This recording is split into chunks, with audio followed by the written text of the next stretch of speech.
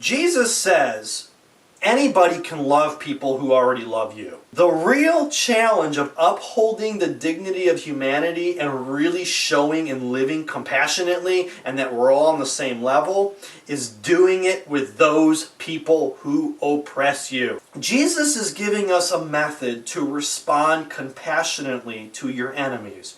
We're going to call this method creative resistance. And the best way to understand creative resistance is to see what it is not versus what it is. Creative resistance is not vengeful. It is not retaliation. And I will have my vengeance. It is a compassionate response. It is recognizing that the person is a human being, but they're a little bit off their path. They're a little bit of a wrongdoer. Creative resistance is not hateful. It is a loving response. The love that we're supposed to have for God's loves, for God's creatures. Creative resistance is not meant to provoke, bully, or torment the perpetrator. Yeah, what are you, deaf and stupid? I said no. Instead, it is intended to expose the sin.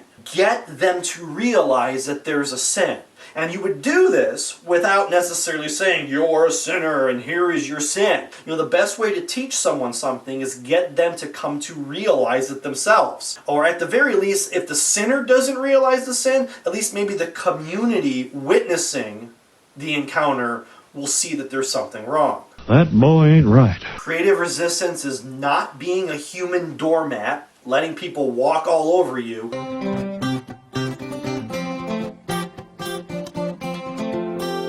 Nor is it running away.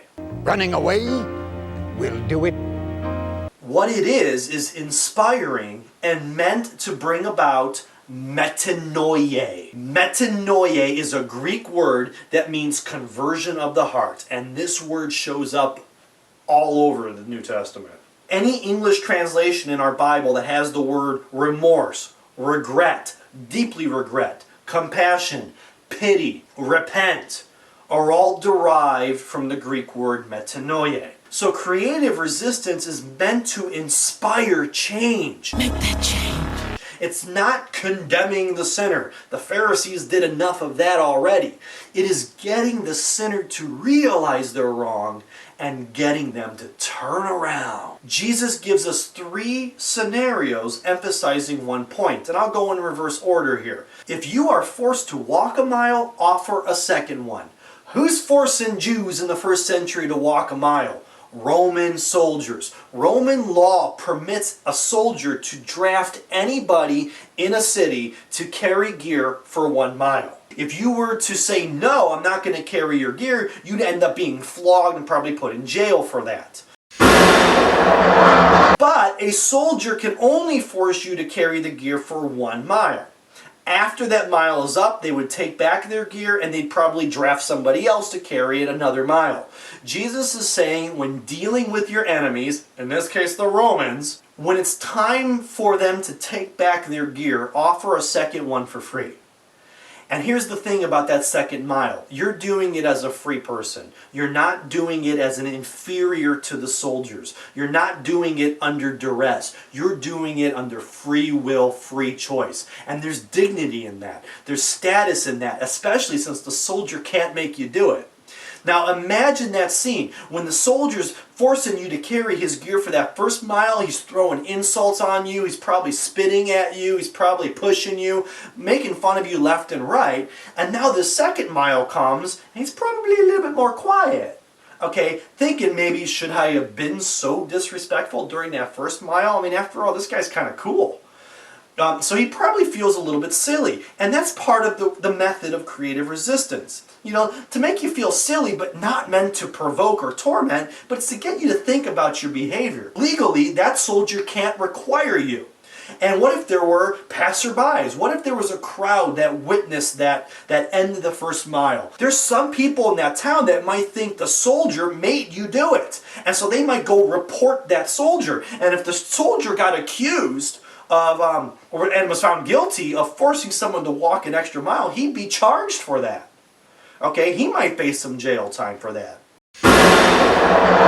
So you can see that the soldier's probably a little bit uncomfortable, thinking, whoa, what do people think I'm making him do this? And suddenly he's getting very, very defensive. He's getting very uncomfortable. Okay, this is meant to create a situation of raising the status of the victim and kind of knocking that enemy off his pedestal a little bit, balancing the stats there. That middle example is if someone sues you for your coat, give them your cloak as well. How you dressed in that culture would have been an overcoat, that is your coat, and an undercoat, which would have been your cloak. So essentially, Jesus is saying if someone sues you for your outerwear, give them your underwear as well.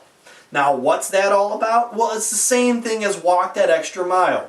As you take off that coat that someone sued you for, just say, whatever, and take off your cloak as well. Ew, seriously? That is so gross. And then the perpetrator is going to be like, whoa, I didn't ask for all that. And you could be like, well, hey, it goes well with the coat. It's just clothes. And to show the perpetrator that you don't really care that it's just clothes kind of takes away his power. It's creating an embarrassing scene. Okay, and yeah, some people are probably checking out the naked guy, but they're also looking at the guy who's holding your clothes, and they're going, what's happening here?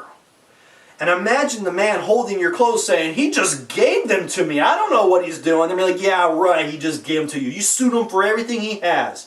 And suddenly the accusations are going to be flying at the person who's holding your clothes. It's not being a human doormat. It's getting people a little bit uncomfortable so that they can think about the injustice taking place. And then the first example that Jesus gives us is probably the most misunderstood directive that Jesus gives us in the New Testament. Jesus says if someone strikes you on your right cheek, offer your other one, offer them your left. That's typically interpreted as walk away. Well, creative resistance isn't walking away, it isn't running away. So what exactly is Jesus saying when it comes to turn the other cheek? I'm going to demonstrate this to you using Sprocket the dog. Now, all of these situations involve a superior and an inferior. A soldier forcing a citizen, someone suing you and you losing the lawsuit. It could be a master and a slave. It could be an adult to a child. It could be a teacher to his pupil. It could be a husband to his wife. The proper way to reprimand an inferior is to take your right hand and with the back of your right hand slap them across the right cheek. That's how you reprimand inferiors. Jesus says, offer him your left cheek. So now with the left cheek, I'm in a different type of situation as the assailant. I could take my right hand and smack him, but the problem with that, a first century man doesn't fight that way. Men today don't fight that way. That's typically a way a woman fights. Sometimes you have to slap them in the face just to get their attention. So if a woman is disrespected, she might take her palm and smack you across the face. Men don't fight that way. Imagine Rocky Balboa slapping his opponent. You're better than that! I could take my left hand and backhand him on the left cheek like I did before with my right hand, but that's a social faux pas in first century Palestine. You don't, no matter what nationality you are, you don't raise your left hand above your belt. The left hand was considered a dirty hand. Okay, your left hand was only used for cleaning. It was only used for wiping yourself since they didn't have toilet paper. It would have been a cultural faux pas for me to write, to eat, to wave with my left hand in the first century. So certainly I'm not going to think about hitting this person, hitting my inferior with my left hand. The thought never would have crossed my mind. And if I did, I would be made fun of. Well, I have one option left. I could punch him.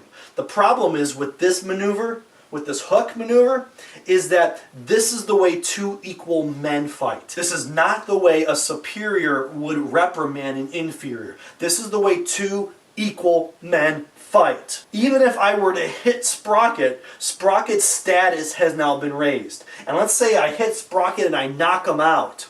Even though he might be a KO on the ground, he still won the fight.